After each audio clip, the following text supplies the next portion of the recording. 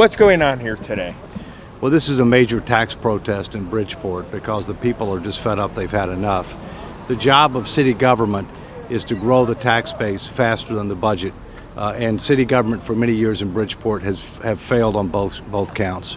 The latest budget, a 29% mill rate increase, is just too much, and people are demonstrating that they've had enough and they want change. And I think that change is we need an independent financial control board to take over the financial situation in Bridgeport. It's not too late to turn it around, but you're not going to be able to do it with the current mayor and the current city council. They don't have the capability or willingness to do it. There are 6 speakers allowed to speak for 5 minutes. Tom, before you put that meter on, would you accept a request to suspend council rules and to allow more people to speak? John, we're sticking with the rules, so you want to go? Tax bills for property owners who pay their taxes personally have been received. Tax bills that go to mortgage holders have not become known to all yet, and so the community is still learning about the impact of your decisions.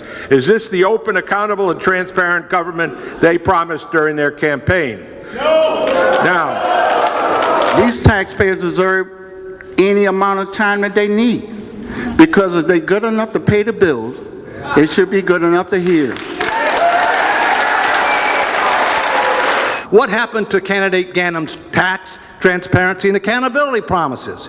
Candidly, if we had the right to recall elected officials in Connecticut, the mayor and many of you would be recalled right now.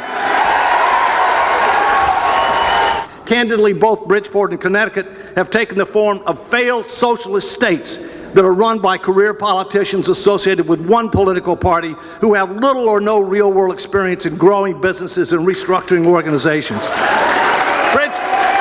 Bridgeport has a one-party Tammany Hall-like organization running the city for the benefit of its members, families, and friends, rather than the city's residents. You can't have a great state and fail cities.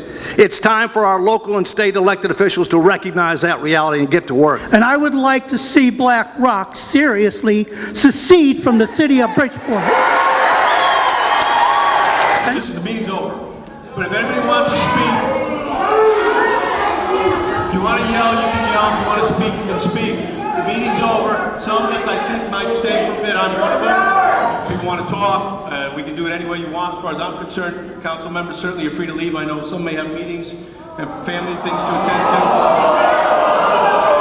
Now, I know other people have other meetings. I've been in meetings since 9 o'clock this morning. But when these people ask me to be here, I'm here. Because I'm not going to turn my back on anybody.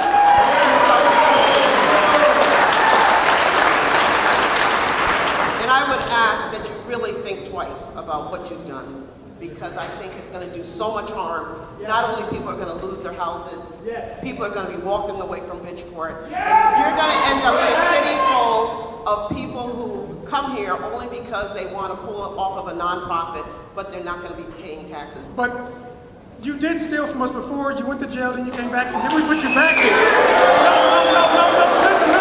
No, listen. So, you served your time, but it's our fault now that we elected him back. So if anything's going on with this, and these people to the left and right, if anything's going on, it's because we're electing people to do this work. And we need to get rid of these people. I'm a Republican, and I voted for you because I remember all the good things you did for Bridgeport. You actually lowered our taxes once. You're right.